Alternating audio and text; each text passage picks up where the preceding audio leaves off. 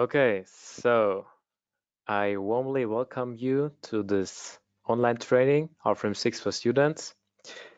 First of all, I'm sorry for the delay. We had some technical issues regarding our GoToWebinar program.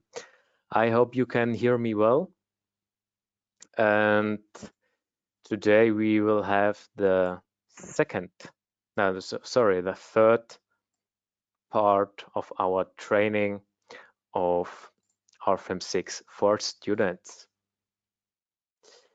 Okay, perfect. So today with me, it's also Björn Steinhagen. He will help me with the questions you will answer here to this online session. And moreover, I will be the presenter moderator of today's training. Today we will have the third part of the RFEM 6 for Student online series, and I hope you will learn something today. Okay, perfect. So I will check if Björn is already here. Yeah, Björn, you are here. Perfect. I see you. Maybe you could lose some words about you. Yeah, sure. Thanks, Daniel. Yeah, like I said, my name's Björn. I'm having a bit of an interesting moment. I attended this exact webinar almost about a year ago as a participant and now as part of Dlubal, and I think it's a lovely opportunity for students to just partake a little bit more and bridge the gap between what it's like studying and work in the working world. I did my bachelor's at the University of Cape Town in South Africa. I worked for 3 years in Cape Town as a structural engineer, and I just have such a love for everything digital and innovation in the world of structural engineering that I decided to do my master's at the Technical University of Munich. And that's where I find myself at the moment. I'm very happy to be here, and I hope you guys can learn a lot from the webinar today. Okay, Björn, thank you very much for your introduction.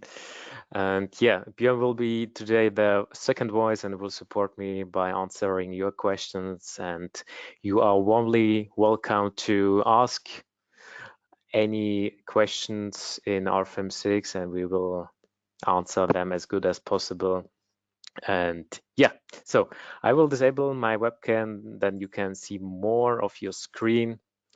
So let's jump right into it. First of all, again, I'm very sorry that we had some technical issues with GoToWebinar, but now it works. The whole session will be recorded and also published on our website and on YouTube. Regarding the last online trainings about our sections, so this was the last week, we will also publish this on our website and on YouTube, and you will get the email with the certificate and also the other materials like the models this week with the email. So what can you expect today? So in general, we have this training series of RFEM 6. We started with the introduction to member design. Last week we gave you an introduction to the strength of materials, and today we have an introduction to the whole finite element method, or also called finite element analysis.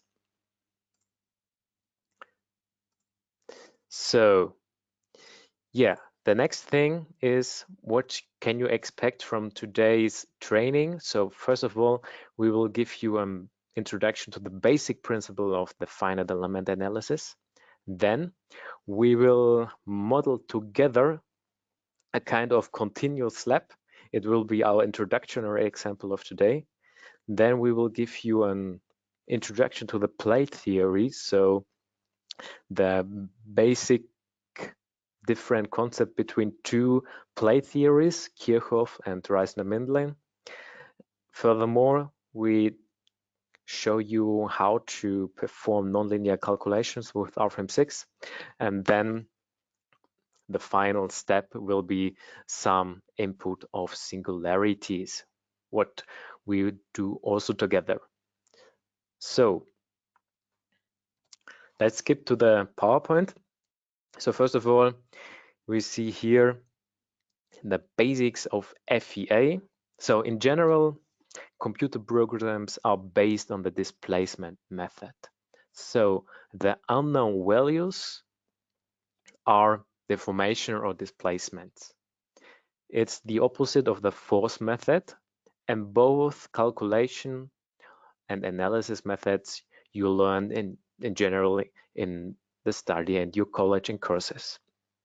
So at the force method, the force is the unknown value, and you try to get the value of the forces. In this case, we have the displacement method. So the unknown values are the displacements and deformations.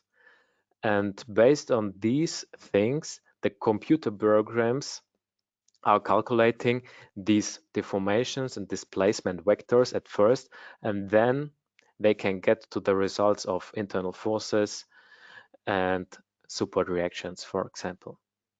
So, as I said, analytical solutions by hand, this is maybe possible for very easy and simple structures, but not for complex structures. So we take a deeper look that also complex and difficult structures can be calculated in a way, and this way is the finite element analysis. So it's a kind of numerical approach of getting results. So what will be done in this whole finite element analysis? The real structure is decomposed into a mesh of finite interconnected elements, and these elements, this is the finite element analysis. So we take the real structure and decompose it into a mesh of finite elements. Then at each element, the properties are described at the nodes, so also with the degrees of freedom, and then the mechanical behavior is described by different approximation sets. This is at each software developer different, and the whole process of the decomposition of structures into finite elements is called discretization. So this is one technical term you have to remember when you are dealing with finite element analysis. Okay, so the next thing is the procedure of an FEA calculation. So at first, we mesh the structure and we determine the local element stiffness relation. So at each FE node, we get the local element stiffness, and then we have to transform it to the global coordinate system. Furthermore, we have also a composition of the element stiffness relations, and then through the transformation to the global coordinate system, we assemble the entire structure. Then we have the composition of the total stiffness relation, and now we have to add some boundary conditions, and these conditions are, for example, loads and, of course, supports. So we have to consider these support conditions, and then we calculate, we solve the whole equation system, and the first thing we get is the displacement vector. And based on the displacement vector, we can calculate also the internal forces and support forces. Yeah, and this is the basic principle of the FEA calculation. You don't need to know more because I'm not a teacher or kind of prof who do courses about FEM. In my opinion, this is enough in order to know, okay, how programs like RFEM 6 work in general. Okay, perfect. So I will check our chat and try to understand if these questions are working. Maybe to some of the attendees, please write us a test question, and in order to see if it works, because currently we don't get any questions here in this chat, just to know if it works. So just any question and then we see that it works. Okay, perfect. Okay, stop it. Okay, we see it works, so perfect. So we can go ahead. In order to estimate the training and also the pace of today's training, I have prepared some polls. So the first poll is about the working with two screens. It would be good to know that, because then we adapt our pace to the online training.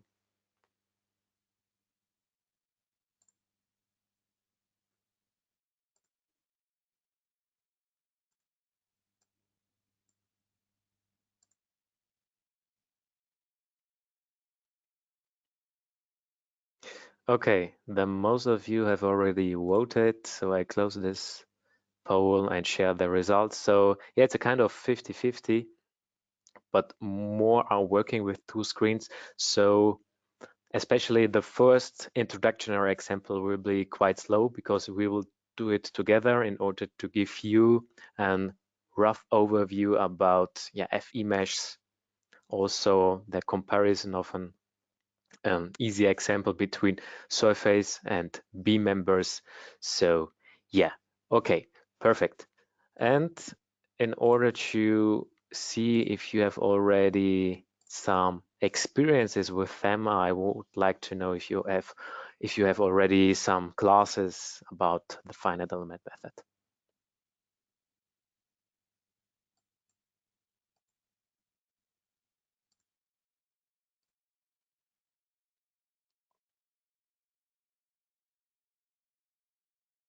Okay, perfect. Okay, so almost more than 60% have already attended some classes regarding the whole FEM topic. Perfect. So not so much things will be new for you, but also for those who would like to see something new, this training will be definitely good for you.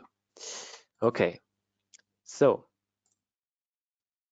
this will be our example. We will model together 4 surfaces. They are laying in parallel between, and then we add also another beam element, and then we cover these topics. So we apply different FE mesh sizes to each surface. Then we take a look to the convergence behavior, and on top of that, also a comparison of the results between the beam and surface elements, and then we take also an evaluation about the FE mesh size. Okay, perfect. So let's jump right into it. I will open RFEM 6. So for those people who are attending the first time of this training, I will also give you a rough overview about RFEM 6. At first, we create a new model. So I go here to the menu bar and click here on New. Alternatively, I can also click here in the symbol bar, New Model. Okay, so a new window is appearing. I will close this. A new window is appearing, and we enter here the name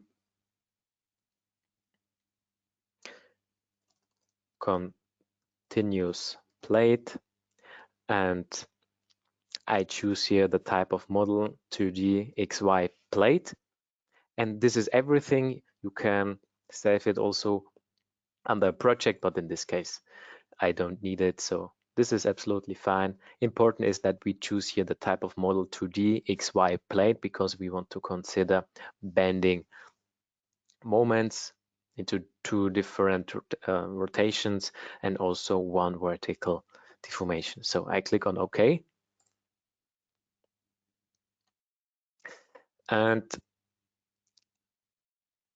we had already one training about the introduction of member design, where I really showed you a lot of the user interface of RFEM 6.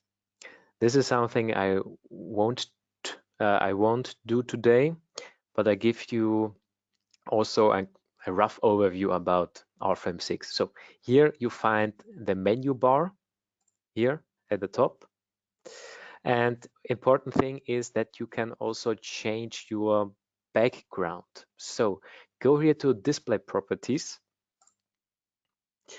And here at the bottom, you find default settings, and I prefer the white background. I'm a big fan of this white background, so I click OK, click on OK again, and then I see it like here. Okay. This is one thing, and because it's a kind of international training today, I will also show you how to change the language.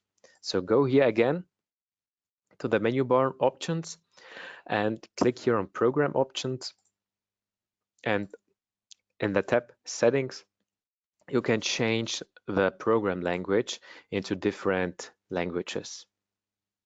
Then you have to restart the program and the settings of the language were overtaken. Okay, good. So let's model together. So at first I will create the surface. I click here on new rectangular surface. And now I have to create a thickness with material and a material. So what is a thickness? A thickness of a slab or wall is pretty clear. It's here. Every surface has a thickness, and you can compare it with the cross-section of a member. Yeah.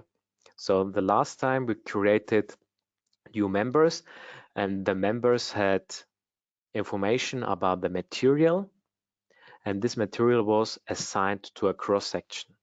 And this cross-section is an adequate example for the thickness. So we create a new thickness.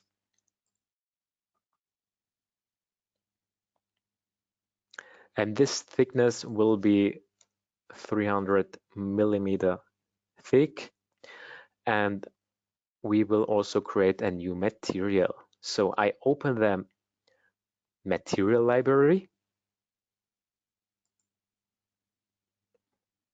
And in the material library, I can choose one of the concretes. For me, it's smoother to search for this material. So I enter here C2530, and I decide here for the European standard. I click on OK or double click here on the material, and the information about the material are chosen for this dialog. So I can also edit the material of thickness. This is now also what I want to do.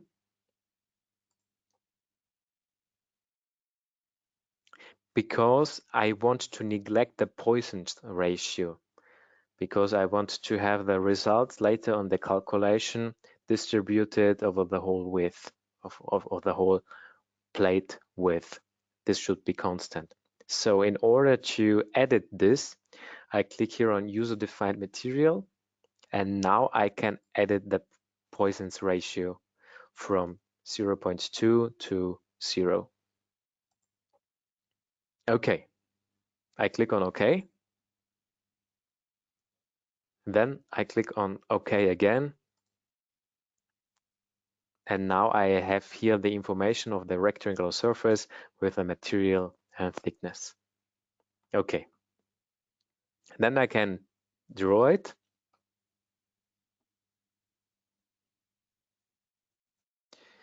I choose here a different view. I take a look to the view in the global Z direction. So here in the symbol bar, I find this button and I click here on view in Z direction.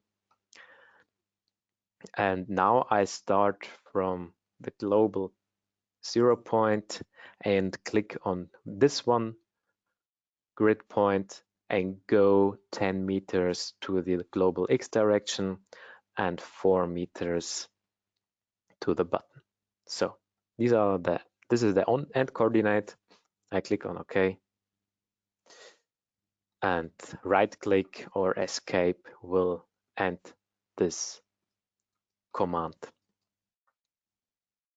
So the next part is the creation of an additional line here in the middle, because we want to consider a continuous beam or a continuous plate. So in order to assign some line supports, I have to add here an additional line. So we can do this very easily. Just go here to the symbol bar, click here on new line, and choose here the middle point of this line and connect these to one. So in this case, I have here blue nodes. What does it mean, these blue nodes? These blue nodes have the type on line, so they are part of this line. When I double click on this other line, number 2, I also see which nodes are on this line, and now I see here also node number 5. So it is everything in RFEM 6 is pretty clear, connected with a logical behavior. So when I want to assign to one object an additional information, then you see it also here in the data navigator. Okay, so the next thing is that we create the line supports. So I have told you that RFEM 6 is structured logically. So I show you what I mean by that. I click on the left line, double click, and then I see here different options. And now I want to add a line support to this line. So I activate this option support, a new tab opens, and when going to this support, I can choose now here a new line support. In this case, I choose this hinged one. I click on OK, and you see the line support was assigned to the line. So you see that the line can have additional information, and when I click on the line support, you see also to which, sorry, this was the wrong one. And here you can see, when I take a closer look to this line, to which line this line support is assigned. And this makes it pretty easy because RFEM 6 has a clear structure of all the objects which can be connected to each other.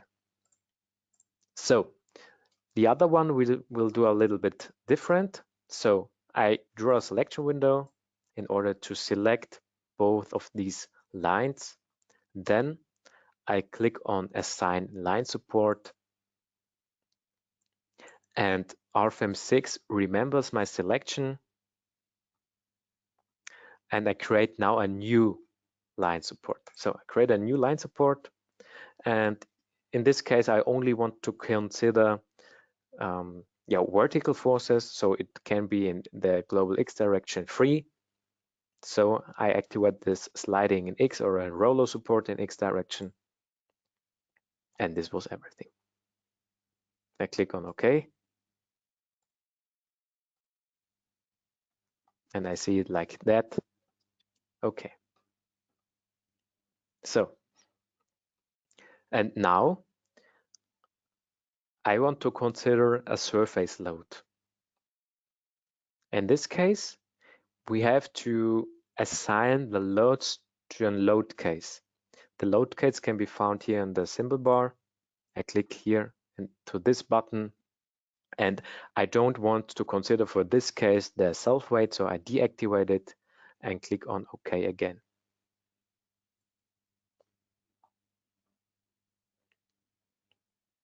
Okay, the next thing is the creation of the surface load. So I go here to the symbol bar again and click here on new surface load. And as the load, we have here 10 kilonewton per square meter, and I assign it to that surface. I click on OK and on OK again. Okay, perfect. So by right-clicking on the surface, I can also adjust the display, so the display height of this surface load. Okay, and now it becomes interesting because we want to add different FE mesh refinements. So in general, the whole FE mesh size is set here in the menu bar by clicking on Calculate and Mesh Settings. So here we see a target length of the finite elements. If I don't do any further FE mesh refinements, RFEM 6 will generate the FE mesh by this length. Okay, but in this case, we want to do our own refinements. For a better overview, I deactivate the display of the loads and I go to the data navigator and go here to types for members. Sorry, not members, types for surfaces. And here I have the option to create mesh refinements for surfaces. Okay, right click on that and click here on new surface mesh refinement. Now a new dialog opens and I can create different kind of mesh refinements because I have here this list and then I can assign it to different meshes. So I copy this one 3 times and the first mesh refinement will be 2 meters, the second one 1.6, the third one 0.5 and the last one 0.1. Okay, I click on OK. And now these mesh refinements are blue. Blue always means that they are not assigned to any other object. So, and this is done, this will be done later on. So I activate here the load again, and now I copy the whole structure in order to make 3 more surfaces. So I select the whole structure here. Now right click on the structure and now I want to move and copy it. I say create copy 3 times and the displacement vector is from here to here. I can also insert here a number, but 11 meters is okay for me. I say okay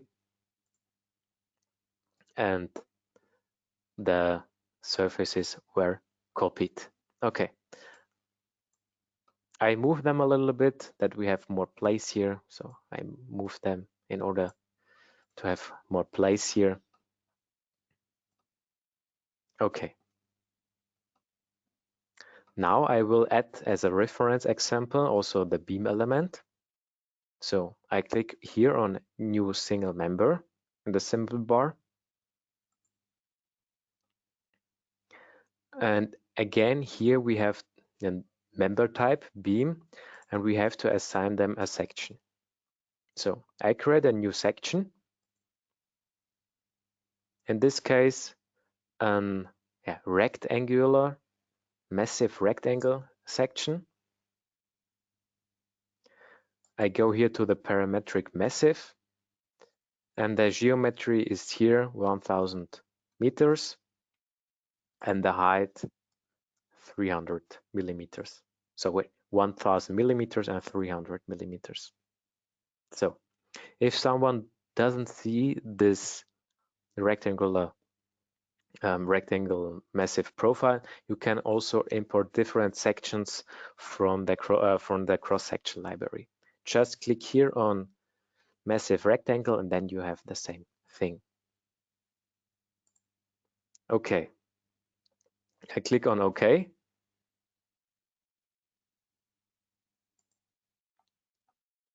And the material of the section is the same one as for the surface. This is important. Okay, this was everything. Now I create also the beam from there to there. Now I don't see my grid points. No, this doesn't matter. I can also enter here in the left dialog the member length to 10 meters. I click on OK and I see it like here. So in order to adjust maybe the work plane, I can recommend you clicking with the right click to work plane grid and then say, okay, I want to change the grid points dynamically according to the size of model. I activate this, I click on OK, and now you see it like that. Okay, perfect. So the next point is the assigning of these different mesh refinements to the surfaces. So I disable the view of the loads. And now this is one of the huge advantages of RFEM 6. I go here to the mesh refinements. I click here on edit. And now I can assign these items in the list to the surfaces, and I can remain in this window. So I click on this first one, choose this one, I click on OK, say apply, and then I jump to the other one and make this for the second one and also for the other ones. So last one, I click on OK. So yeah, okay. The next thing is that we generate the FE mesh. So in order to generate the FE mesh, we can click here in the symbol bar, generate mesh or display mesh, doesn't matter. When the mesh wasn't generated when clicking display mesh, then it generates automatically. So I click here on generate mesh. And in order to see the mesh a little bit better, I click here in the symbol bar to this one, so to the wireframe model, to the display model here in the symbol bar. And now let's take a look to the FE mesh. Yeah, this is the FE mesh, and at each FE node there will be results. And between these FE nodes and the results, they will be interpolated in order to get a smoother result distribution. So, and as you can see here, this, because we have a very rough FE mesh, we see, okay, this FE mesh and this quality is not so good. So I will expect that these results will not be so good. So let's take a different look here. Okay, this is quite regular here, and this is very fine. So yeah, okay.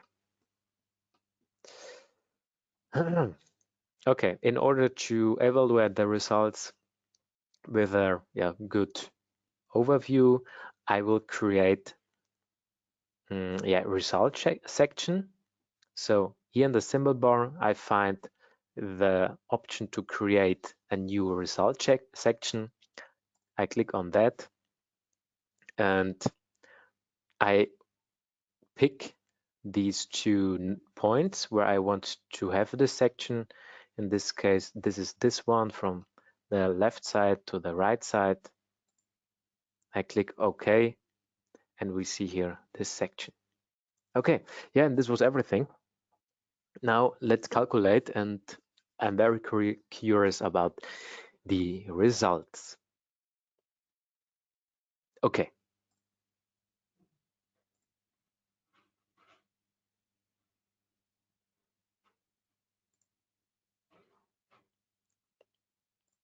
Yeah, we get some we got some errors, and this is because I forgot to assign some to assign some nodal nodes here at the beam.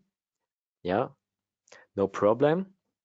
I have to divide this beam into two parts because I want to have here a similar way of this surface structural behavior. So right click on the member and click here divide member and choose intermediate nodes because I want to divide it in the middle of that. So I choose here 1, and now I create here also the option that the member shouldn't be completely divided, just creating this node. I click on OK. I say yes.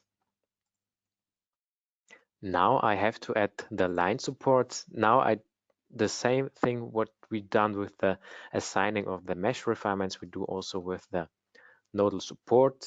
So I go here, assign nodal support, and for my left node, I have to adjust my nodal support a little bit because in order to also carry rotational moments, I have to consider the phi x rotation, and also furthermore that this member can't rotate around his own axis. I click on OK. I click on OK. And now I assign it to this node. I click OK and then apply again. And now I choose here this roller in X and choose the other nodes and click on OK.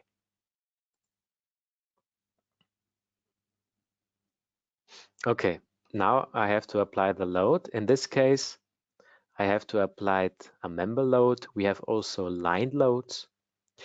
Where's the difference? Member loads are applied on real members like this one, and line loads, they can be applied on surfaces. So this surface, for example, has boundary lines, and when I want to apply line loads on the surface, I have to use line loads, and when I want to apply members like a steel hole with real steel cross sections, then I have to use member loads. Okay, so I click here on member load, choose here a magnitude of 10 kilonewton per meter, click on OK, choose this one, OK again, and we have this load. Okay, now I try to calculate it again.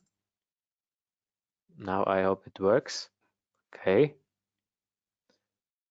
seems pretty good, and we get the result. Perfect. So at first, we take a look to the global deformation. This is one of the first plausibility checks when you are performing and doing FEA calculations, that you take a closer look to the deformations at first.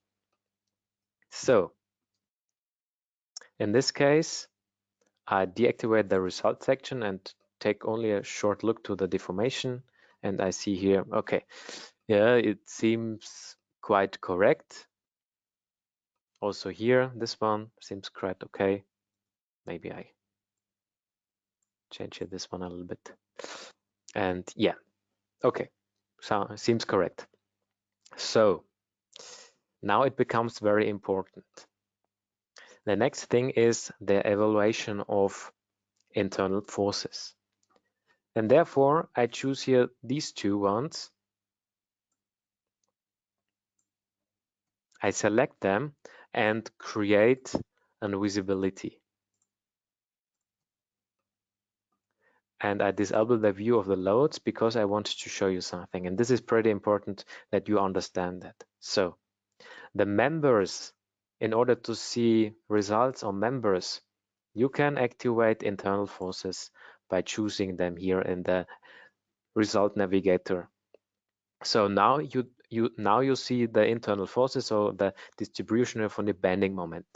And my means when I activate the local axis of this member, my means that the moment goes around the local y-axis, around the local y-axis. Remember this at members or beams. So at surfaces, we have it a little bit different. So I activate the surfaces. Also here, internal forces, mx. So mx is the same or comparable with the my of beams. So when I also here activate the local axis of the surface, at surfaces, the internal forces goes along the axis. So mx means I get the internal forces, in this case the bending moment, along the x-axis, yeah, and not around the y-axis. So this is a huge difference. So in order to see also the shear force distribution, so I have to activate this one, and here also this one. Then we have here the same distribution. Okay, so this is important to remember. When I take a closer look to the internal forces of surfaces, I have to see mx as the my of beams, because mx is along the local x direction of the surface.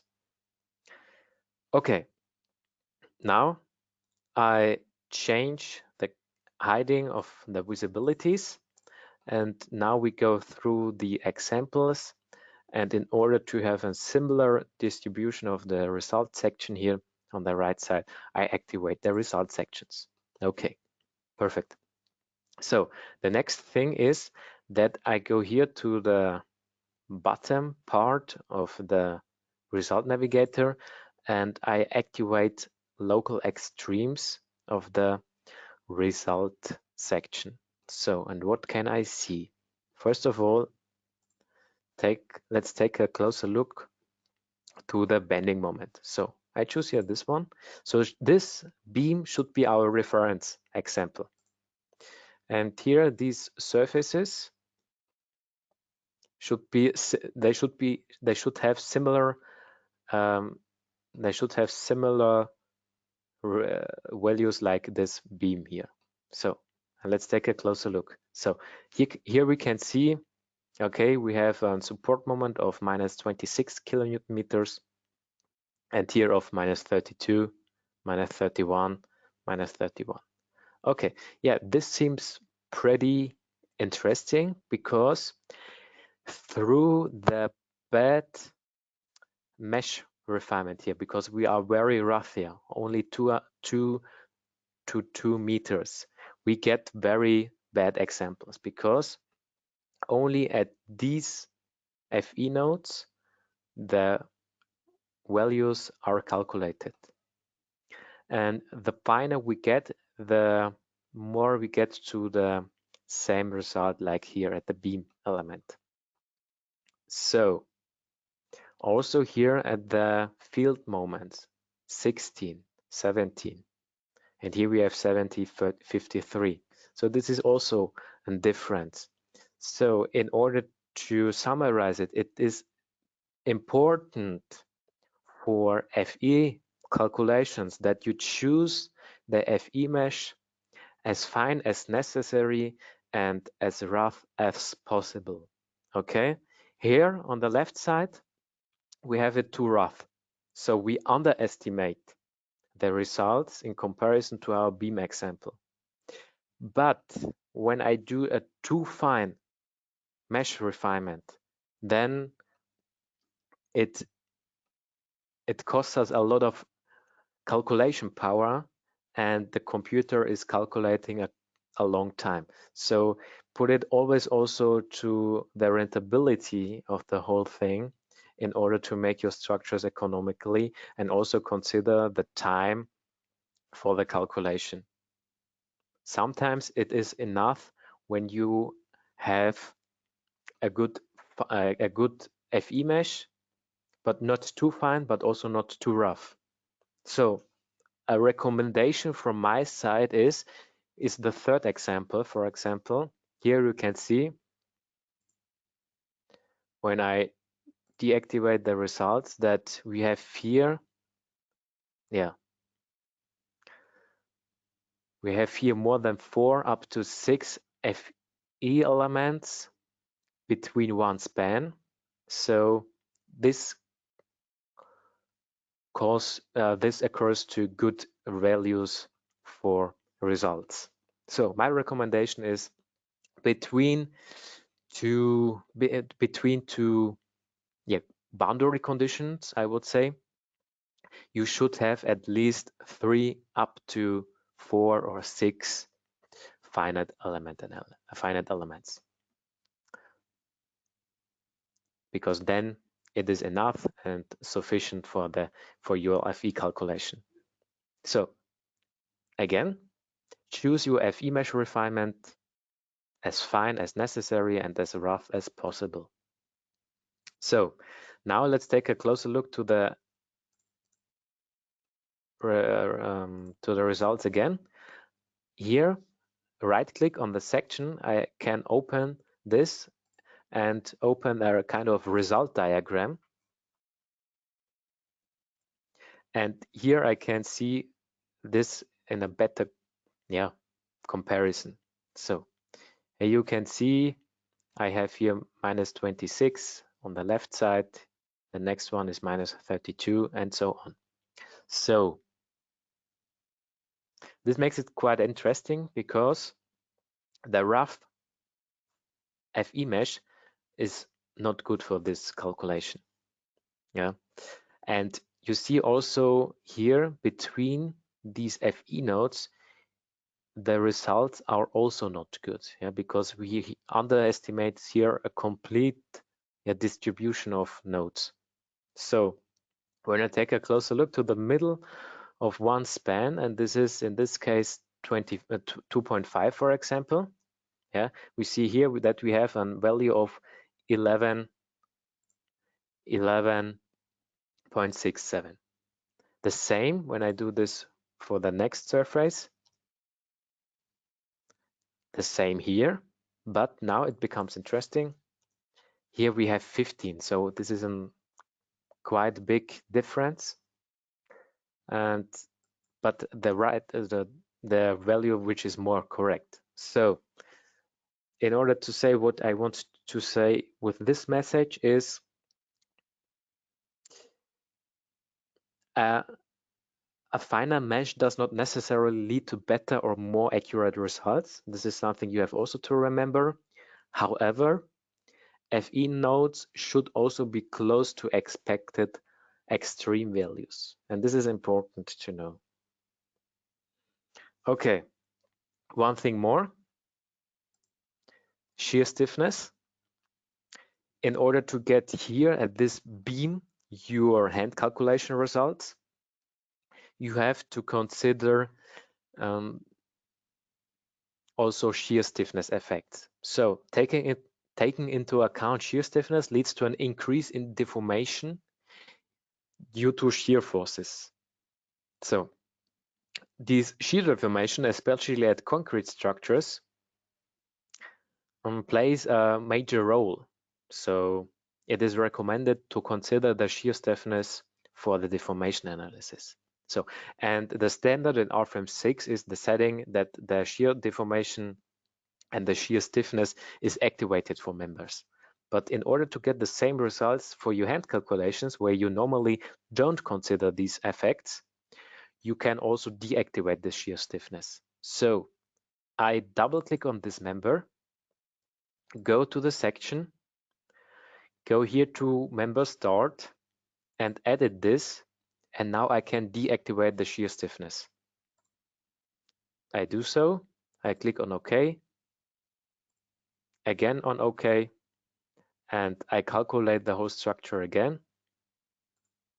And now you see how the support moment, for example, will change into that value. What would you get when you do the hand calculation? Yes, here, minus 31.25. And this is also the QL to the number of 2 divided by 8. This would be the maximum support moment of a distributed line or member load. Okay, perfect. So much to this introductory example. Before we go to the questions, I have prepared 2 polls for you. Why I say please answer this one.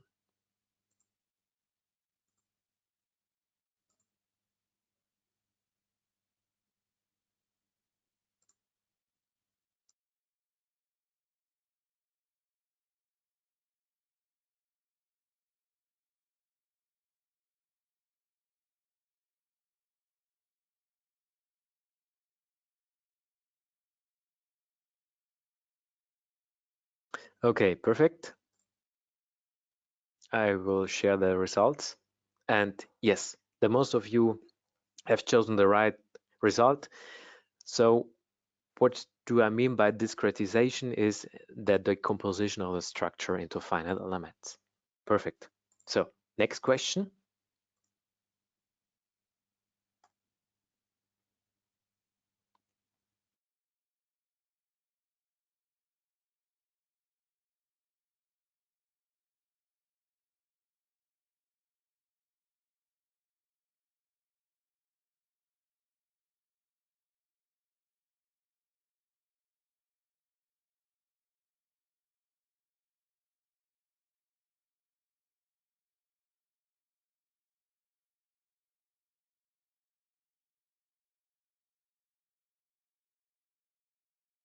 Okay. Let's share the results. And again, here, the most of you, God, thank you, have chosen the correct result. So when I want to do a good FE mesh, then I have to choose it as fine as necessary and as rough as possible, or as coarse as possible. Okay, good. So let's jump to the PowerPoint presentation again, because I have told you something about shear stiffness, and this has also something to do with the plate theory. So let's go to the PowerPoint. Plate theory. So first of all, I want to take an analogy to the beam element. So we have here 2 different beam elements, so beam calculation or analysis methods. On the left side, the Bernoulli beam, and on the right side, the Timoshenko beam, also called as the deep beam theory. So what are my what do I consider here? Or what are my assumptions here? So my cross-section remain in plane. Also, the cross-section after the deformation remain perpendicular to the member axis. So here we don't consider any shear deformation. So we don't activate any shear stiffness.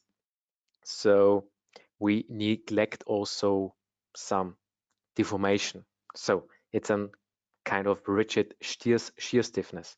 But when you calculate easy, simple structures with the help of some table books here, then you normally are using or referring to Bernoulli results. So, and the opposite of this Bernoulli beam is the Timoshenko beam, also called the deep beam. And there we have the following assumptions. The cross-section remain in plane, yeah, but the cross-section don't remain perpendicular to the member axis after the deformation. So we consider shear deformation, and through the shear deformation we get also higher deformation, which is also more realistic. So the shear stiffness is limited, and isn't rigid. So you can see here, we get here deformation by bending, but also deformation by shear.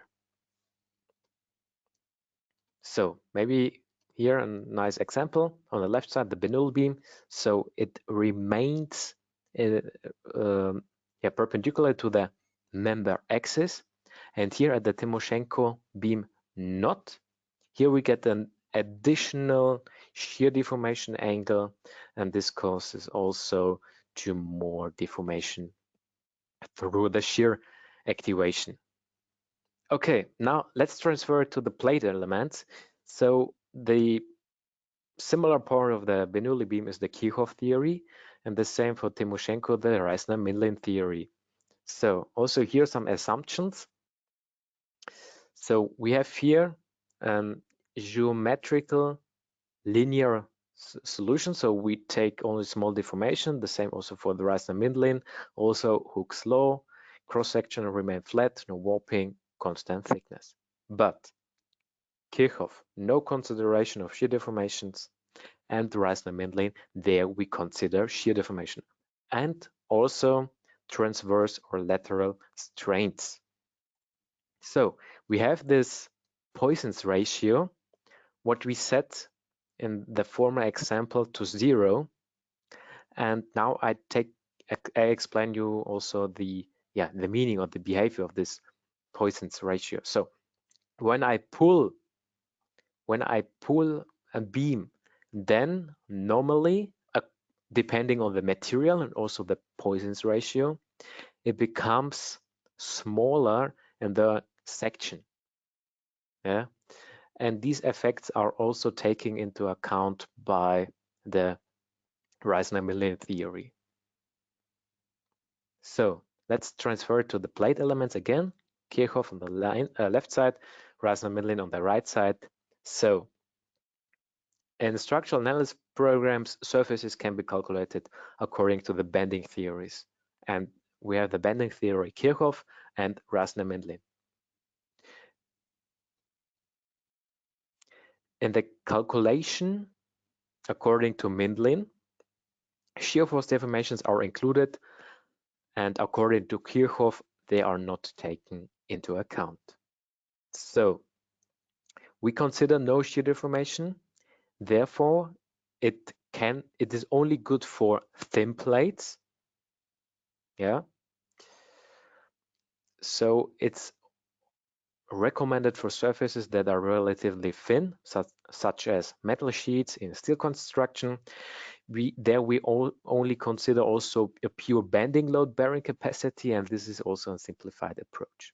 So the other thing, Reisner-Mindlin, this can also be used for the calculation of thick plates, and the component of the shear influence is relatively high, so it would cause an error when we would neglect the shear force, and therefore we get also more accurate shear forces.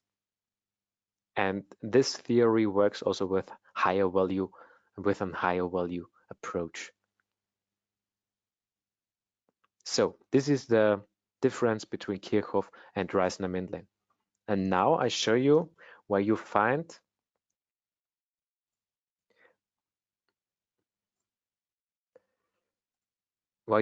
this option in RFEM 6. So you go here to the data navigator, and here you find the static analysis settings. And when I go here to the geometrical linear setting, I edit this. And here in the tab basic settings, I find these two plate bending theories. And now remember a little bit the results. And when I change here to Kirchhoff, you will see here different results.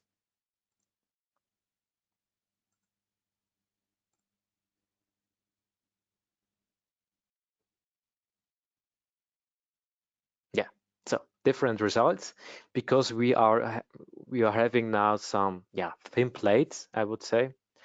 The results are quite similar, but you can imagine when we have really thick plates, like, I don't know, some bottom plates, foundation plates, then the results can be different. And when we also take a closer look to the shear forces, then we see also a kind of difference. Okay, so much to the plate theory. So I have prepared a poll for you in order to summarize the theory I have explained for you.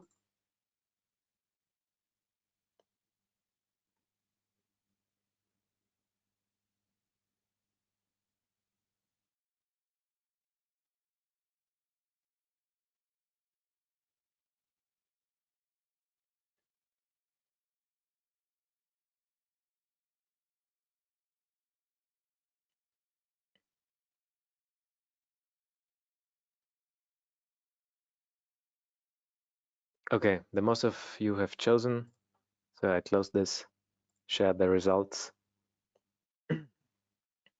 Okay, yes, you are right.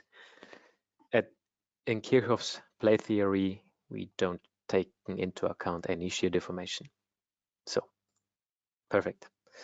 So, Björn, are there any questions maybe in the chat I should recap or should review and show it in RFEM 6?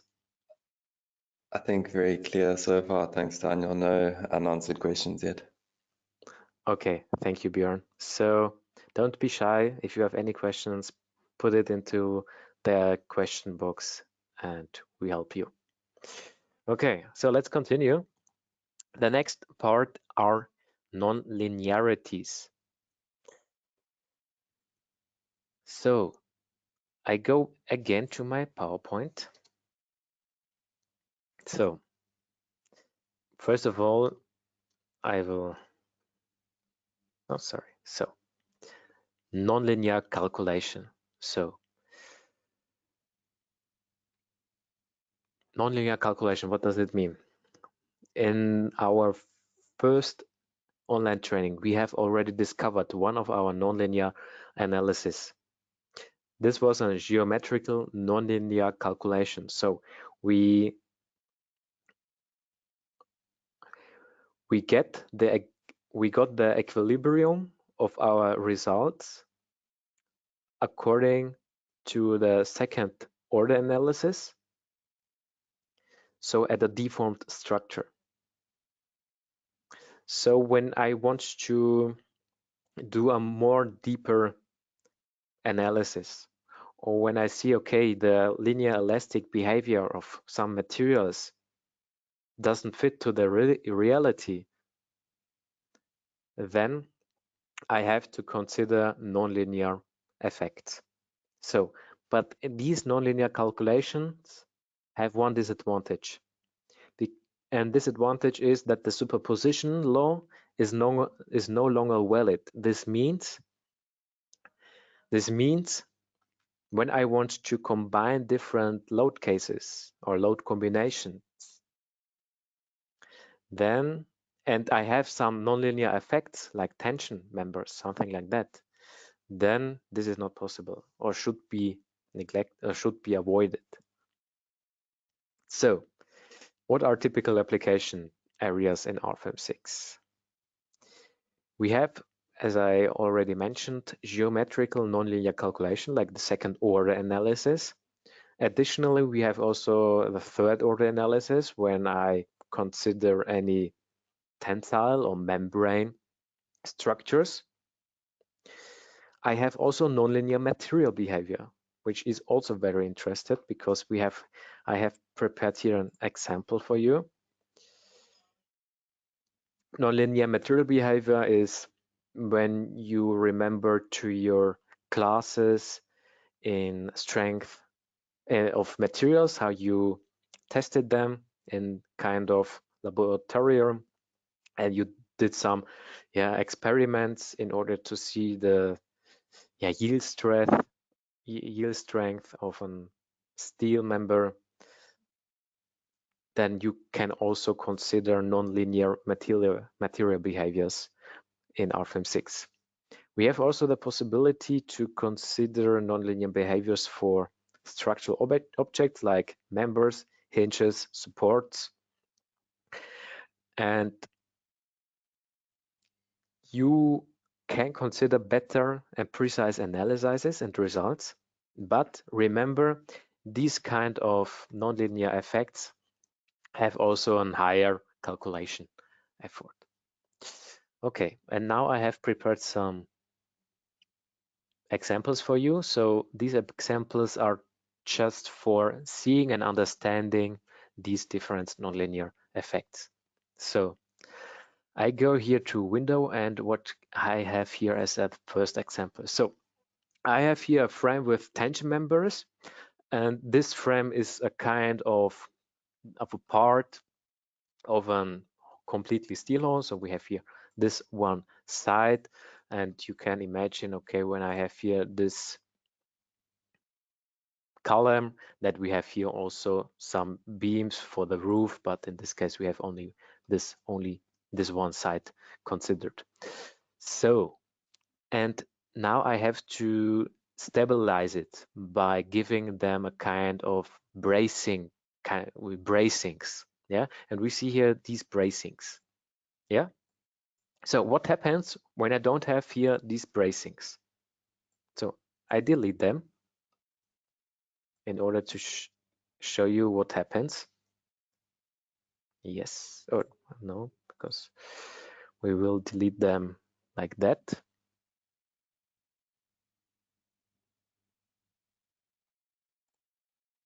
Yes. So let's calculate it. We get here some wind loads, and when you see the boundary conditions, so the supports, they are supporting the structure for the Z direction and for the X direction, but not for the Y direction. So what happens? Let's calculate it. Yeah, you get an error because of an instability, and in the FE calculations they are checking this stiffness matrices, and when they are singular, then it can be also a result that the structure is unstable. So here he writes this warning description, FE mesh node in direction Y, so it doesn't work. So how we can avoid that, or how we can make it stable, this structure, by adding some bracings. So I go here to the new single member, and here I have the possibility of giving this member type and truss only normal forces. So this member type, as we have already learned it in the first online training, carries only normal forces. It doesn't matter if they are compression forces or tension forces, but only normal forces. No bending is activated here. So, but now we give them an additional condition. So we check here this nonlinearity option. I go here to the nonlinearity tab, and I choose here failure if compression. So I edit, or I take a closer look to that. We have here different nonlinearities for members. So we have here tension, compression, slippage, tearing, yielding, and so on. For this easy example, we want to consider these members because they are bracings. They normally consider only tension forces, so they don't carry any compression loads. So they fail if they get compression. And this is also the reason why I have a bracing where I consider the tension rod from the one side and also from the other side, because the wind can blow from both sides. And this is the reason why I feel failure if compression. I click OK, and I add them from there to there.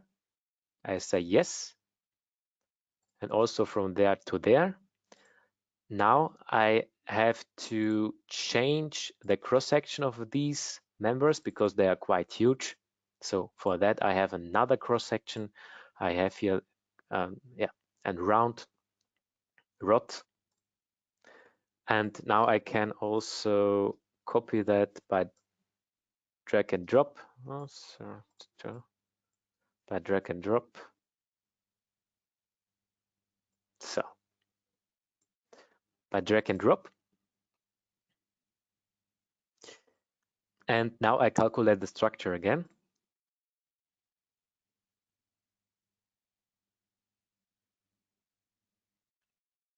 And it is stable. Perfect. Yeah, this is something what I wanted to have. I changed the view into the opposite of the X direction. Now I can see it like here. And now when you take a closer look to the deformation, you see, okay, we get here the wind pressure. So it is clear that this member gets longer as well as this one. But when I take this one from the other side, so from this side, the other side of my bracing gets longer. Yeah. And this is the reason why I have here this cross bracing. So, and you see also when I take a closer look to the normal forces that the other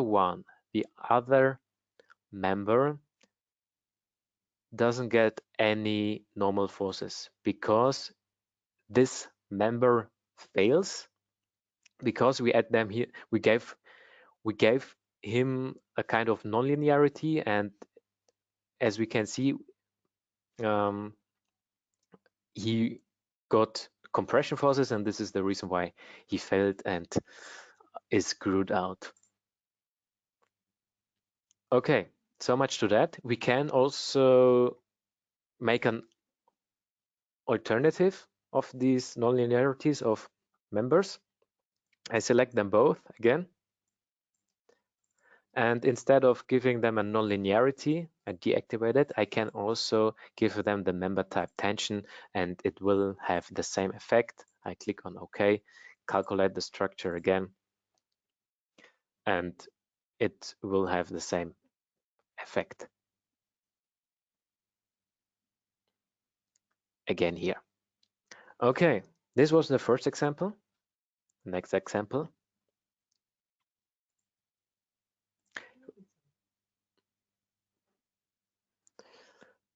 So sometimes it can happen that even although you have a kind of stiffening of your structure, thanks to any bracings, that the structure fails. And in order to avoid that, you can or you have to activate something in the calculation settings. So just an example of this one. So I make it normal again. So let me check. Short time. Okay, so we have here this frame with these boundary conditions, and this is here the upper beam is a truss. So a truss means that this beam has hinges on both ends, and without the bracing it would get unstable. Yeah, we can test it, and I delete this and I calculate this. It has no stiffening into the global X direction. Yeah, you see it here. So we have to add them here, this bracing. So, oops, sorry. But what we have also to do and to consider is that when I take a closer look to the deformation of the structure, it will happen that the columns will get compression forces and will also get shorter, but also in the first iteration process or in the first iteration calculation, also the both bracing, so both tension rods get compression and they would fail. So I calculate it and let's see what happens. And you can see here we get also here structure is unstable. And now we are wondering why, because normally it is stiff, but we get here compression forces in the first iteration step. So in order to avoid this, or in order to consider this, we can reactivate kind of nonlinear members or tension members.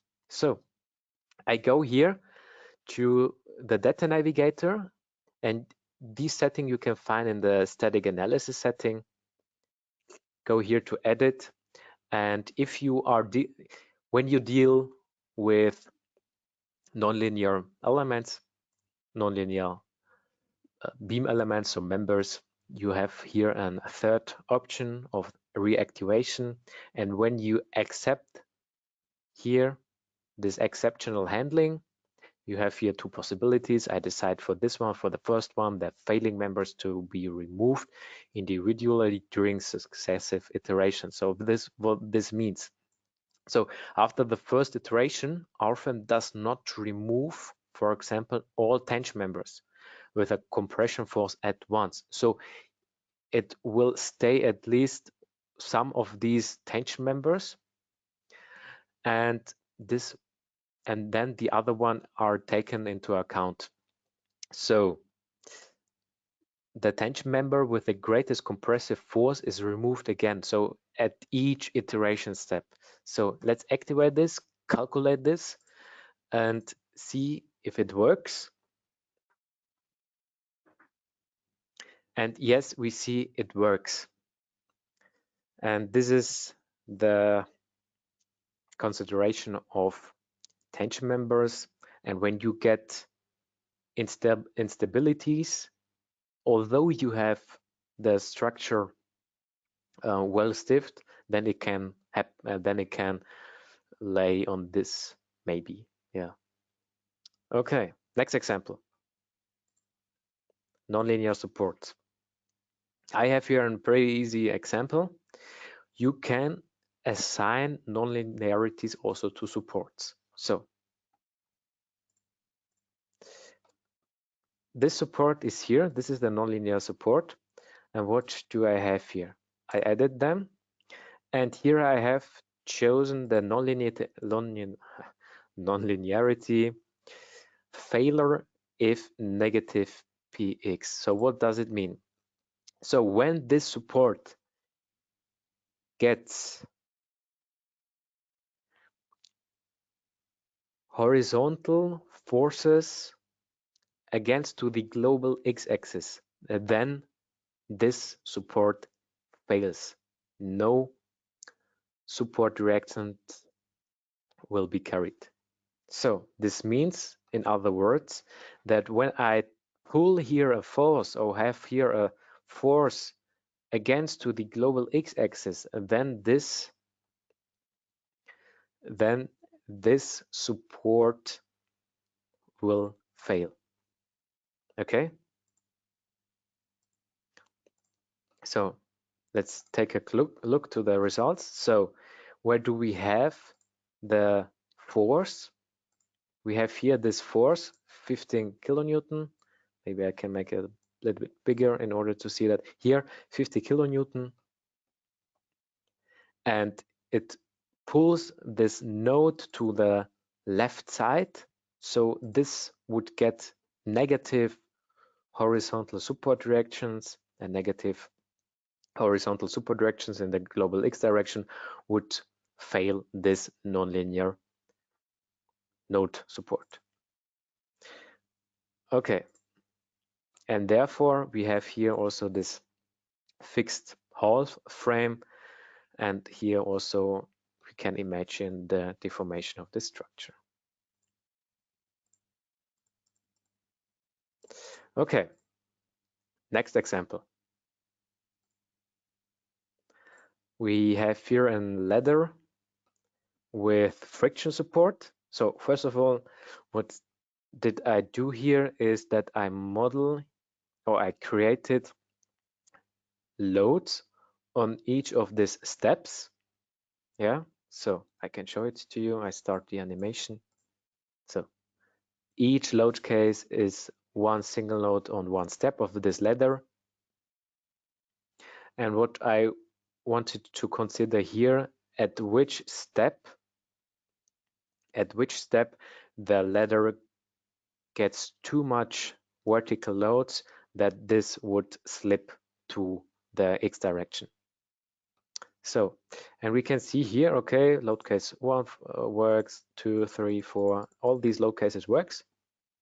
But at load case 12, I guess, yeah, you see it slides to the x direction. We get too much compression or vertical forces, and this is because we have here in the at the bottom two node supports which have a non-linearity. This is a really difficult word, I'm sorry. Yeah, so let's take a look to this non-linearity. So I added this, and here I activated a kind of friction PZ. What does it mean? When I have activated here PZ for the translational support condition, so UX, I refer to my global coordinate system, it opens a new tab here. So UX friction PZ.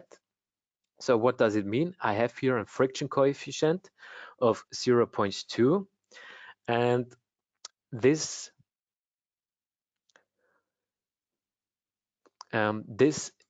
would cause the maximum bearing capacity of my px of my horizontal support reaction. So 0.2 times the pz, so the vertical support reaction, equals this px. So the px, so the horizontal support force, is always depending on the friction coefficient and the vertical loads, or the vertical support reaction. So, and this is something we can also see here in the support reaction when I activate them here in the result navigator.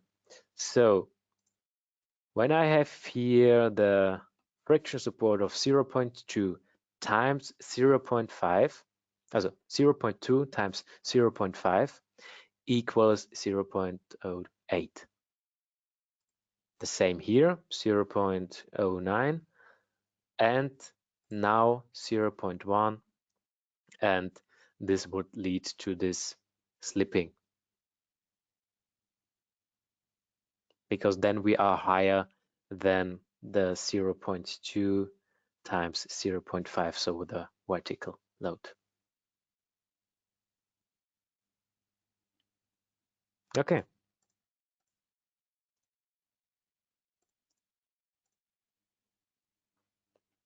So much to that. The next example is also a pretty interesting one.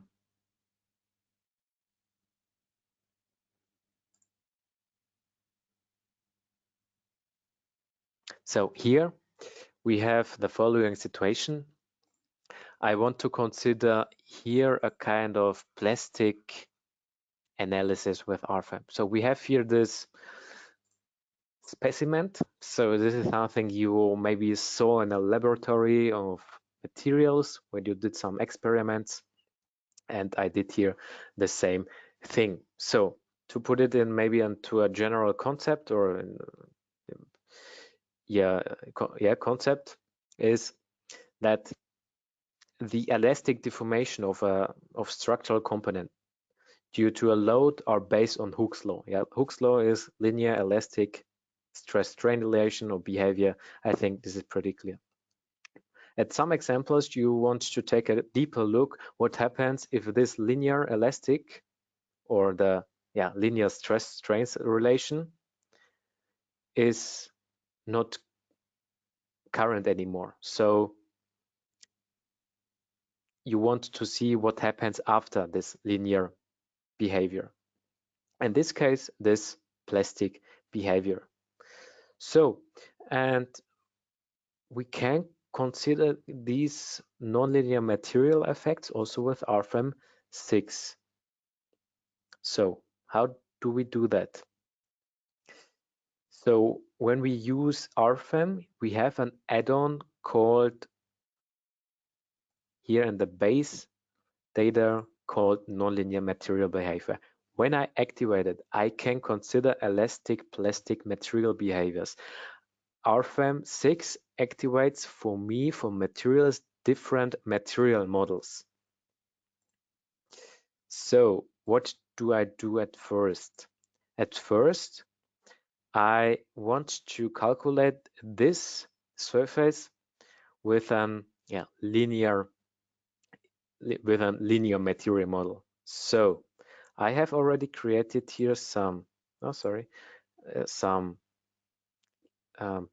material models. So double click on this surface, and here I want to consider an isotropic linear elastic material behavior. I click on OK, say yes, and the program should calculate it. And then I take a closer look to the equivalent stresses according to von Mises.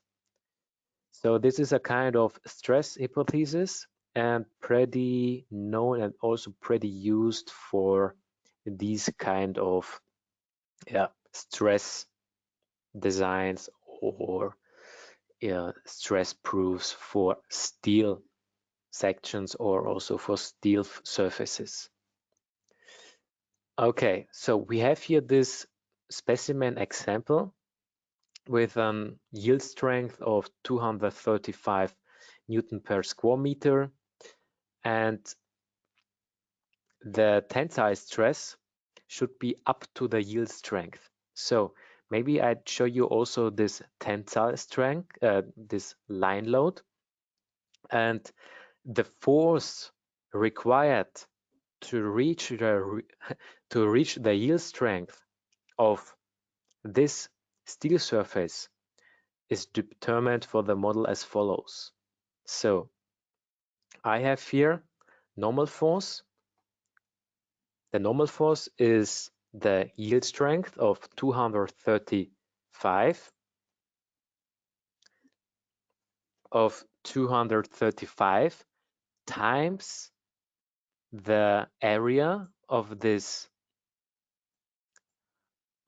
surface, so 30, and I get here a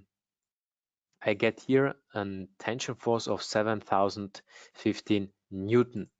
Now I distribute it over the length here. So these are 40 millimeters, and I get here this line load of 5,572 Newton per meter. So I calculate it, and in order to see better results, it's important to activate here a result smoothing. Only these elements are exact the values I get in this element. So I have here constant on mesh elements. So all these values in the FE nodes are calculated, and they build the average of each element. There is no interpolation to the other element. Okay, and this is normally not the standard. The standard is this one, the continuous within surface sets, because there we have interpolations between different FE meshes. But in this one, we need this one for plastic material behaviors. And now we see here the following example. And we see here also areas which are higher than our yield strength of 235. How can I see it? I have here on the right side my control panel with different with different colors who are representing different areas of my stresses. Double click on that. I can also set here a limit, 235. This is my yield strength. I say okay. And now I see all these dark red areas which are more than 235. Interesting. So, and now you see normally it can't happen because steel is an isotropic material with a yield strength of 235, but we get stresses that are higher than 235. So to consider the real material as a nonlinear plastic material behavior, I have to activate the add-on nonlinear material behavior and also choose another material model. And this is something I do now. So I go here to, I go here to the materials, and I have to choose here this plastic material model. So double click on this one, and I have to choose here this one, plastic surfaces. When I added this, I can show you here different material models. I choose here this one, isotropic plastic for surfaces and solids. And you have here also different tabs where you can also adjust some more information like the yield strength for compression or tension. So this is the maximum value of the calculation. And then I have also here the modulus of elasticity. And I want to consider the stress failure hypothesis according to von Mises. Yeah, I do it.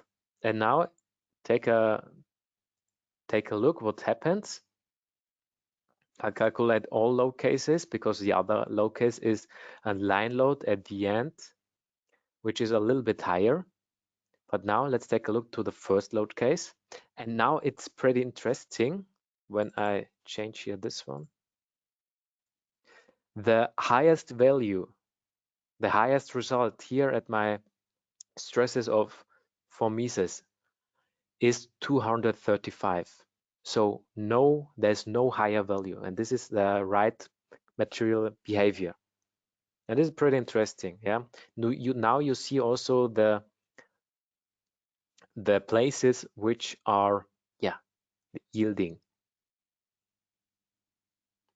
I can also show me kind of criteria, and these are also the location which are leading. Okay, so this shows me the degree of nonlinearity. Okay, interesting. Now, what happens when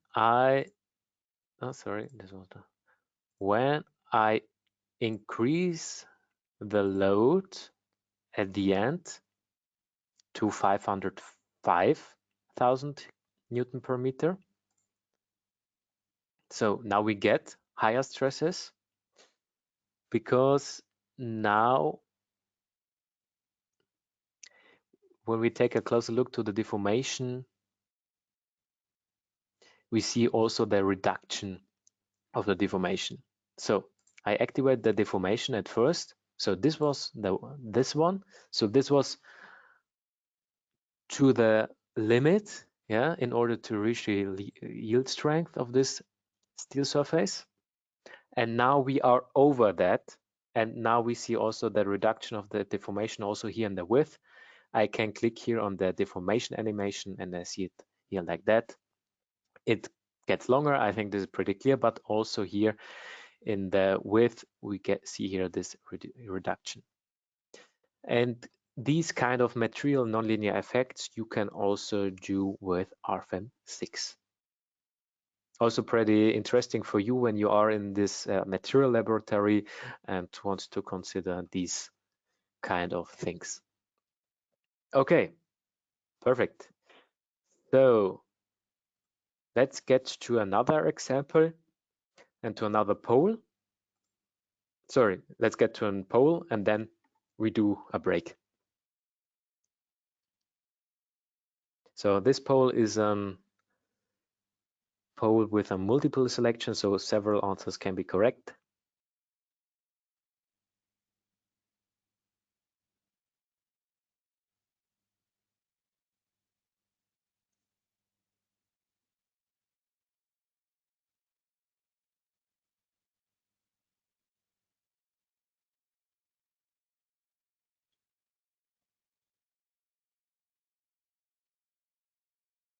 Okay, most of you have voted. Okay, share the results. So all 4 examples are correct. So you can choose as nonlinear calculations tension members, rods, so members, materials, nodes and joints, so hinges, and also when you consider geometrical the geometry and deformation according to the theory of second order, then this is also a nonlinear calculation. Okay, so perfect. So now we will do a break, and the last chapter we will model kind of singularities.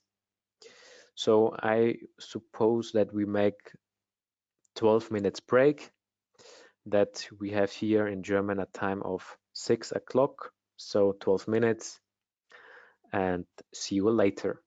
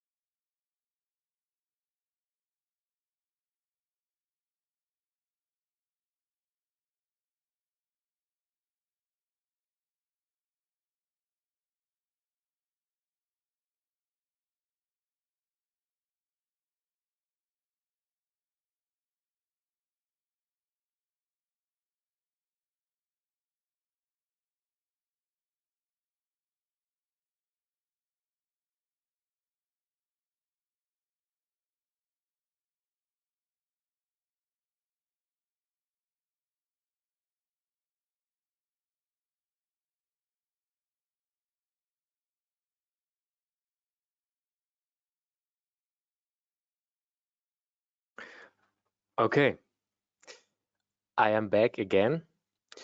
Björn, can we go ahead? Yep. Okay, perfect. Okay, so last topic, singularities. So what are singularities and where do they occur? So first of all, singularities are locations or points of a kind of discontinuity in the calculation model. So location where I can't do any plausible check with the result. So it's a kind of meaningful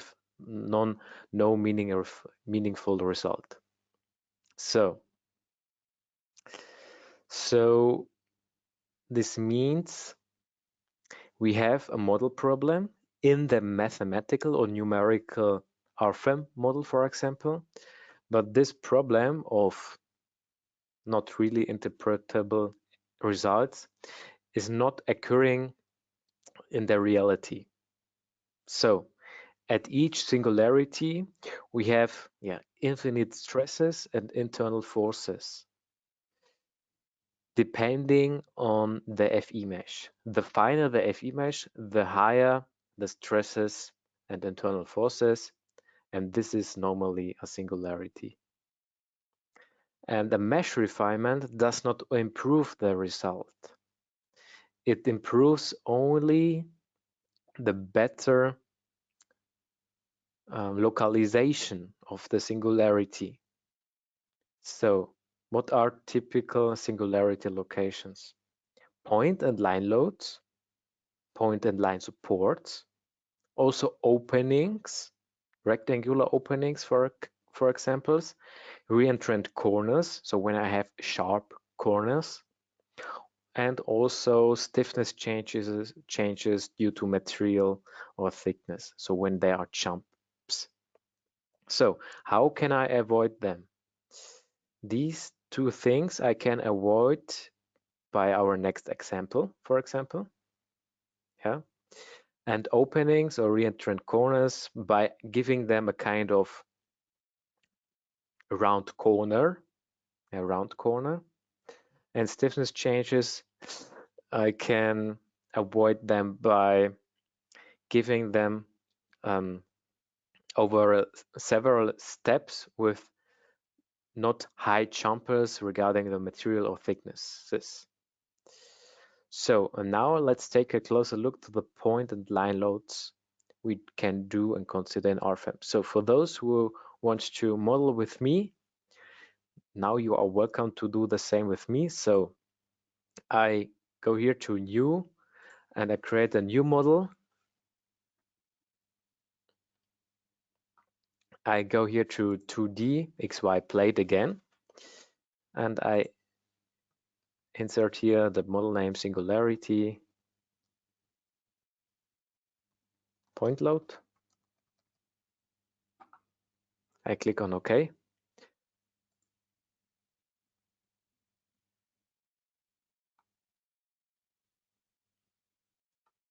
And the first example is also 4 surfaces which are next to each other with a length and width of 8 times 6 meters. So I create here again a new material.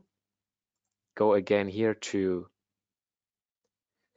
the material library, choose here the 37,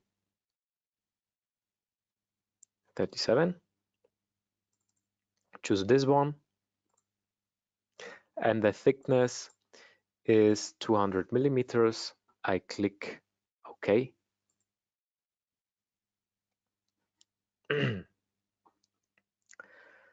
And again on OK. Now I draw this surface. I go here to this direction. So I take a look to the global Z direction, 8 meters long. So X equals 8 and the Y is 6 meters, like that. This was everything. And then I create a node in the middle of the surface. So I go here again to the symbol bar, click here on new node, click that one.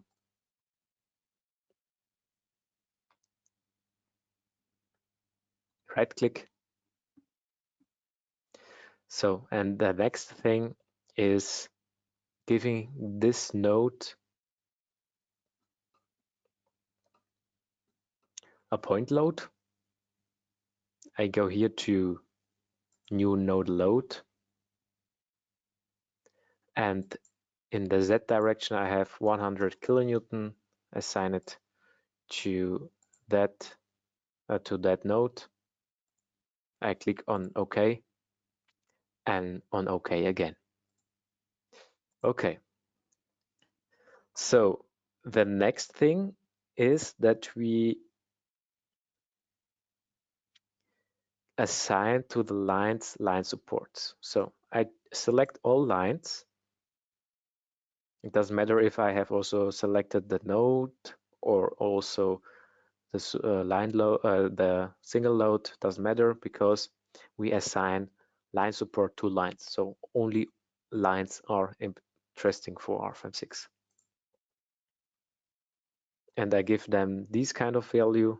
So the hinged line support. And the next the next thing is the following, that we move it to this side and copy it from there to there and from there to there, and again the same. Okay. So the next part, we create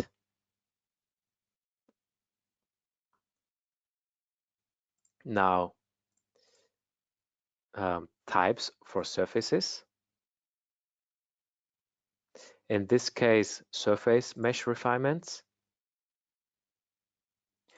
We assign this first one to, will be 2,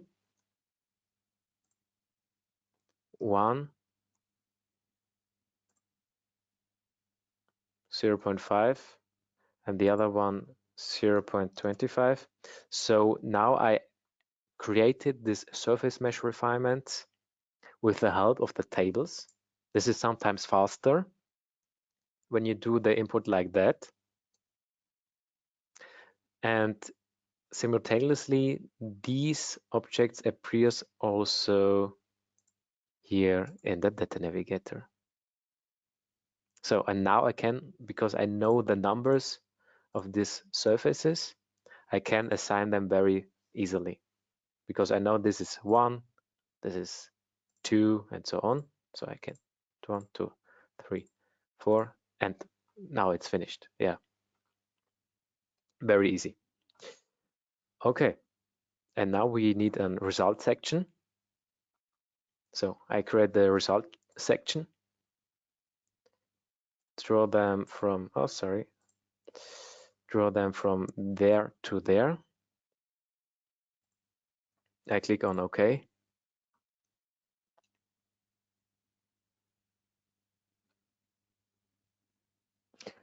And now I calculate this whole thing.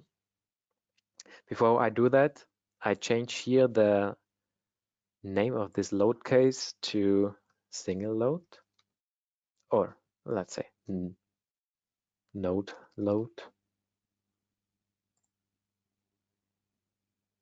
or node load, sorry, node load, and deactivate the self-wait. Okay, so calculate it.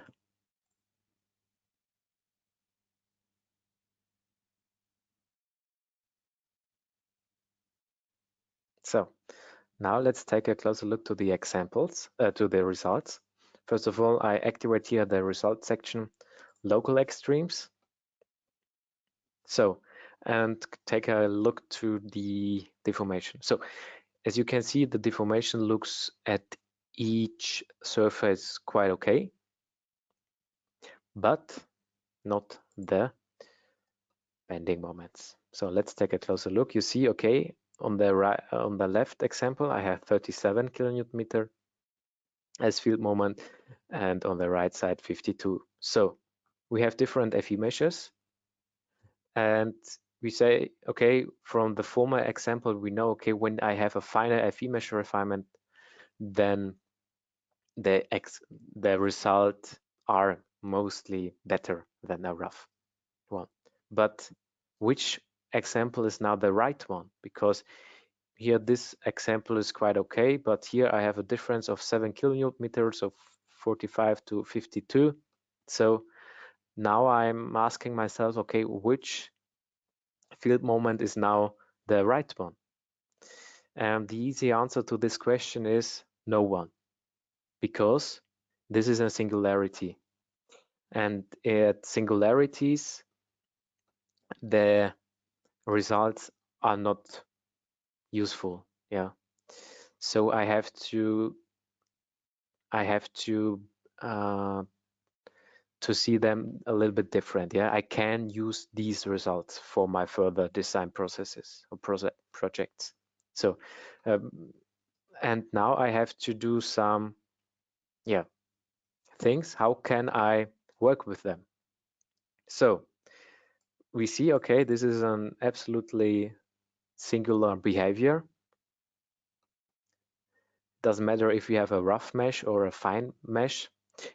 The finer the mesh is, the higher gets the results. So in the case of further mesh refinement, you can see the moment at the point load approaches infinity. So what can we do? We can distribute this nodal load to our surface load. This would be possible because we say, okay, nodal loads are deadly, I would say, for FEA calculations. So what can we do? We can distribute them to rectangular or to surface loads. How can I do that? I take here this point load of 100 kilonewton, and now I divide it by a surface area of, I don't know, 0.5 meter times 0.5 meters. Okay, so this is something you can calculate. And now let's do this. So I take here this 100 kilonewton. I have a surface area of, I don't know, 0.5 times 0.5 meters.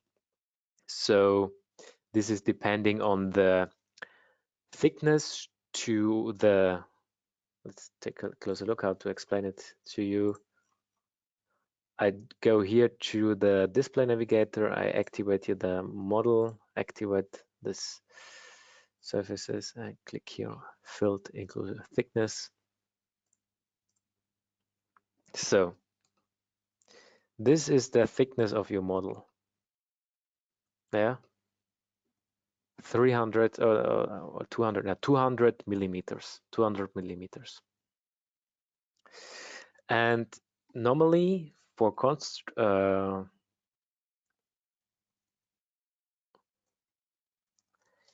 concrete structures, we have a load propagation angle, I would call it like that, or a load distribution angle.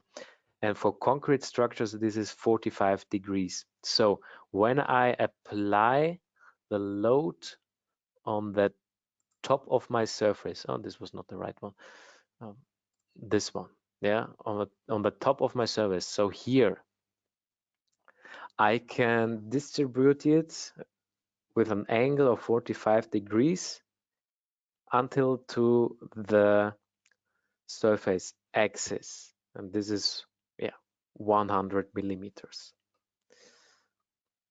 And with these things, 100 millimeters and 45 degrees, I can calculate the surface area for the distribution from a single load or node load to a surface load.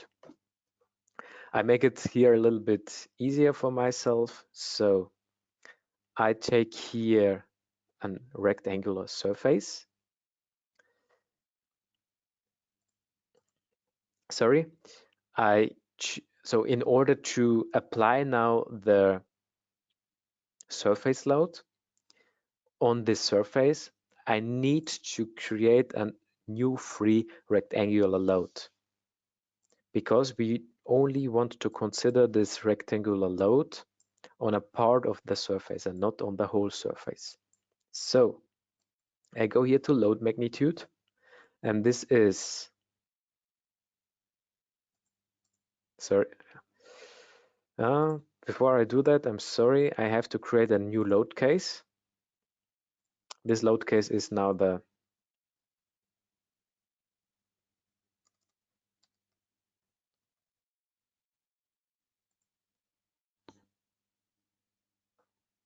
now I can do this. So load magnitude is in this case, let me check what I have here. My notices, yeah, 400 kilonewton per square meter. And the center and sides of the rectangle is, yeah, this 0.5 times 0.5. And the center is here, this node, where we had our node load, and I refer to this surface. I click apply and next, and now you see here this surface load, so this new free rectangular load, and I do the same for the 3 other surfaces. So again, here I choose this node, choose this one, I click on OK, apply and next, and I do this for the other 2.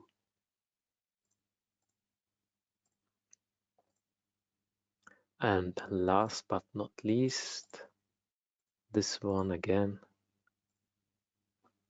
Okay, perfect. So now I have these loads. I have here as a reference the node load and the rectangular load. Now let's calculate this. And now take a look to the field moment. And what do you see? Yeah, not really singularity, because at every mesh we have similar field moments, so similar results. So, and this is one approach how to avoid or handle with singularities. So, because when I take a look to this one, at one single FE node, a whole load, single load of 100 kilonewton is attacking on. So, and here we distribute these things, and there this distributed rectangular load is applying on several FE nodes, and this makes it by far easier for the whole FEA calculation. So another possibility when I take a closer look to these nodal loads is also to have some smooth areas. So right click on the section, I go to result diagram again, I deactivate here this one, and I can choose here a kind of smooth ranges of result diagrams. So when I say, okay, from the singularity location, I want to go 0.4 meters away to the right and to the left side, and these results I don't want to interpret or don't want to have. I can also do this here. So I go here and say, okay, the middle point is 4, so 0.5 meters away from the middle of this singularity equals 3.5, here 4.5, and the same also for the other locations. In this case, 13.5, 14.5.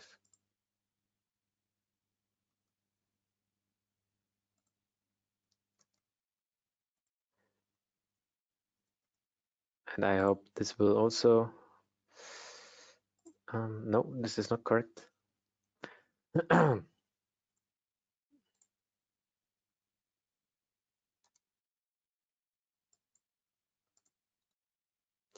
I have to delete this row. I have to take a closer look to this one. This is, oh, sorry, this is 12.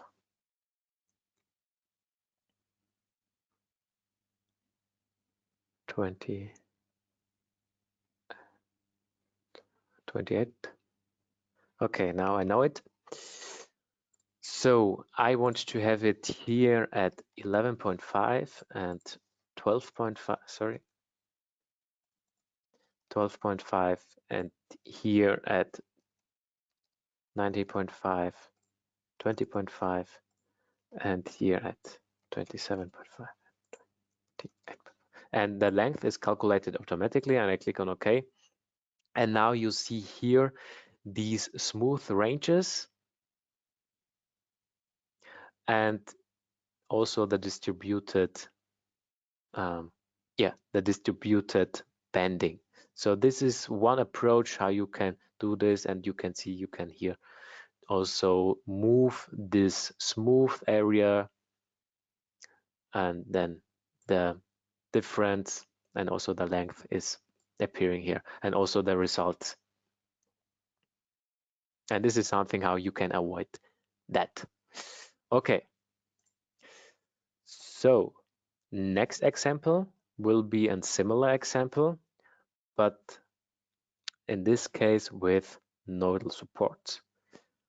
So I click here on new window or new model again. 2D XY plate. And in this case, this is a singularity.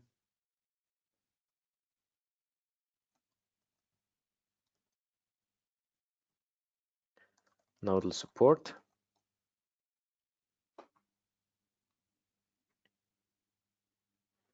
I click OK. And now I create again 4 surfaces, this time a little bit faster.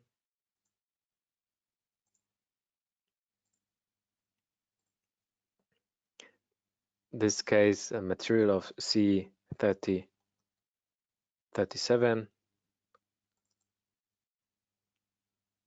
I click on OK.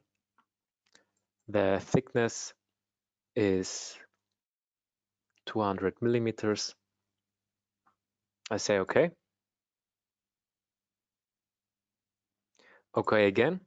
And the length of this is 8 meters to the global X direction, 4 meters downwards.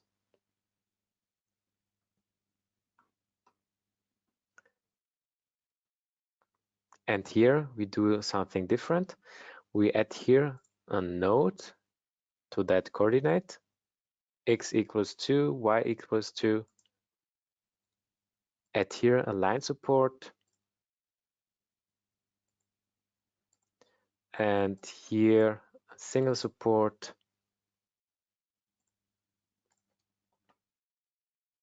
So let's make this a little bit bigger. This 2. So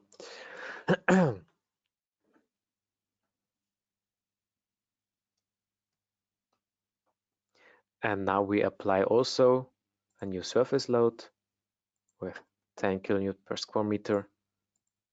I click on OK. and I deactivate the self-weight in order to handle with the results a little bit better. And now what I do is moving this one again to the right side, to the left side, I'm sorry, and then I copy it 3 times from there to there. I click OK. So, and now we do again FE mesh refinements. As you know, it can be done very easily by types for surfaces. Go to surface refinements, click here. Sorry, no, sorry. 1, 2, next one is this one.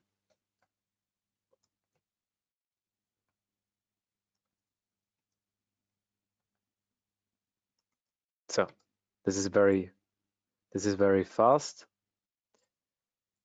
Here we don't have anyone. So, and when we take a closer look to the FE mesh, we generate it. We see it here.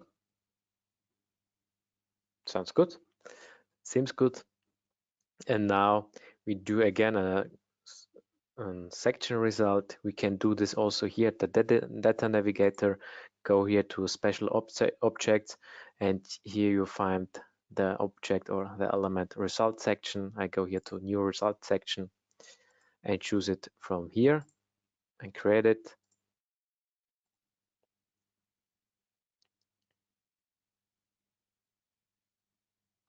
And now let's calculate the results in order to see if we have any singularities. And as I said before, singularities location are also nodal supports, because all the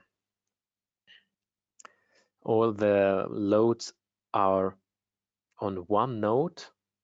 So the whole material, so the whole surface as well as the whole loads are attacking on one single nodal support, which is also part of one single FE element. So, okay, the formation seems okay, but not the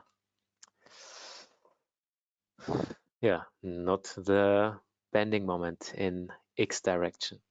As you can see here, really different values, especially at the finest mesh. We see here 110 kilonewton meter, 70, 80, 65. Now, what is the right one? No value is the right one because this is a singularity. So what can I do? Again, here I can say, okay, I can set some, when I go here to the result diagram, I can set some smooth ranges, or I consider these nodal supports as not rigid ones, but with some stiffness. Yeah, because the theory is that one, the stiffer the elements, the more loads they attract and get. Therefore, rigid support conditions like this one, like this one, are not really practical or should be handled with caution due to the likely occurrence of singularities. So we manipulate and edit now the nodal supports and giving them a kind of stiffness.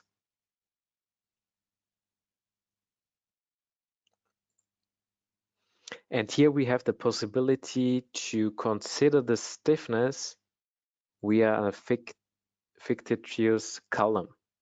So I click here, and now we can consider it like that. So I can give the column a material. say, okay, which kind of model of support I want to have.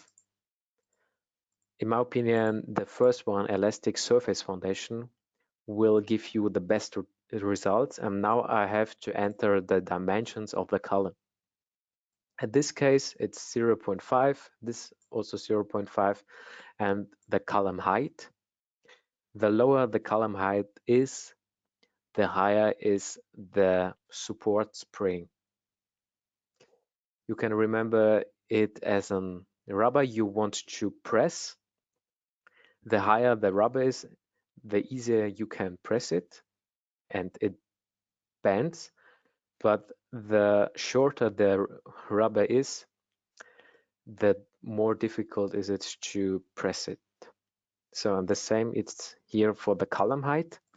In this case, I have a column height of 3 meters. Dimensions are 0.5. And now I see here the calculated support springs. And I can also decide if I want to have it here, hinged, semi-rigid, or rigid at the column base. And this is the reason how I consider this fictitious column. Okay, now I click on OK, on yes, on OK again, and now you see here these springs of the nodal support. I calculate it again.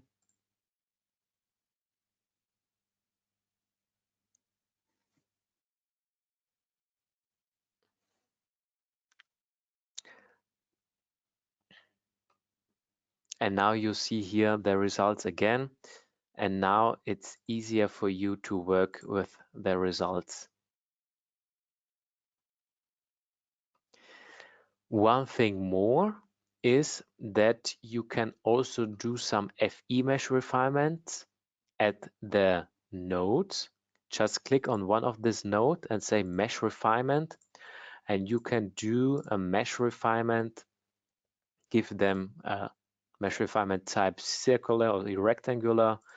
I choose here this rectangular. The side of this length should be 0.5, and the inner target FE length this one, and I apply it only on this surface here.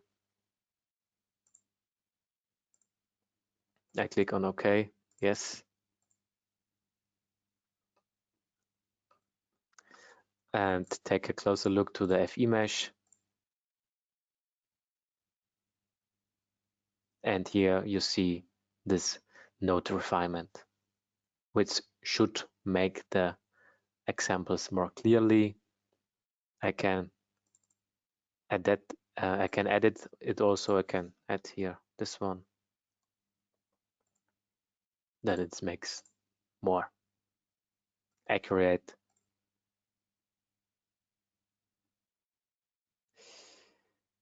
Yeah. Okay. Now we have here this singularity. I did a FE mesh refinement, and now it's up to you how to watch these or see these singularities. When you have some singularities, then you have to mark them, to mark the location, and a little bit away from this extreme location where these extreme values appear, there you have to take the results for further investigations for your design. So this one exactly on the node would be wrong, but a little bit far away from that, this would be okay. Okay, and the same here, and so on. Okay. Now I have the last poll for you because we came to the end of this training. It's also a question for multiple selection.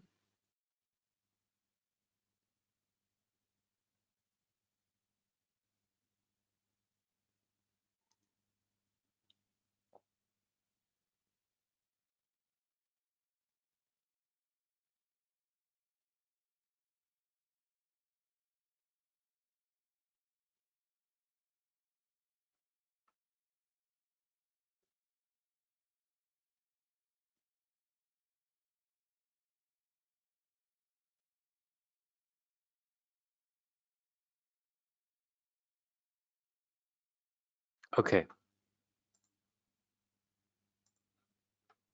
So, where do singularities occur?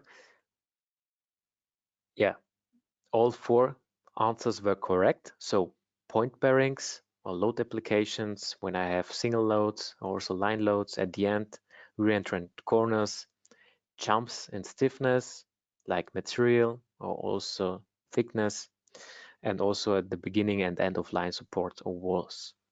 So, this was it. So, Björn, are there any questions in the chat? Which should we say control again? No, I think it was very, very well explained, Daniel. There are no more questions in the chat. Okay, perfect. Then I will show you something on our website where you can get some more information about our programs. So let me check here. So this is our website. There you find a lot of useful things for your study and also with working with our software. So first of all, here in the whole education area, you find different e-learning courses. So video online trainings recorded. We have a complete RFEM 6 for beginners course, but we have also some accomplished and recorded webinars. So when you want to go more deeply into real projects, you can watch the webinars. They are mostly around 1 hour. And when you want to have a free online course, then I can recommend you this RFEM 6 for beginners. More to that, we have also a knowledge platform where you find the first steps how to go with RFEM 6, different videos, online manuals, also some technical articles, FAQs, and also when you want to write your bachelor or master thesis with one of our programs, then I can really recommend you to do that and to submit your master thesis here at Dlubal. Why? Because you get a 50 euro Amazon voucher and also can use the student license 6 months after your graduation. So this is very nice. And what I can also recommend is that we have recently started a new blog. This blog is about our company, but also about interesting things about the whole construction industry. So we have written an article about 3D printing, but also about one collapse of a supermarket center, of a shopping center in Seoul. So take a closer look, see if it's interesting for you, and read it. Yeah, so much to that. This is our website. You find, of course, a lot of other information too. What can I recommend now is as signing up for the next online training. You can find it here at online training, and the next online training will be an introduction to the material-based design like steel structures, concrete structures, and timber structures. And here you find the next online training here. So this will be now your next task. Registrate and signing up for this training, Introduction to Steel Design. Okay, so this was everything from my side. And yeah, I want to say thank you very much. And also thank you very much. Thank you very much for your attention. And let's see us on the next training. I'm really looking forward to it, and I wish you a nice week. And stay healthy. See you next time. Bye bye.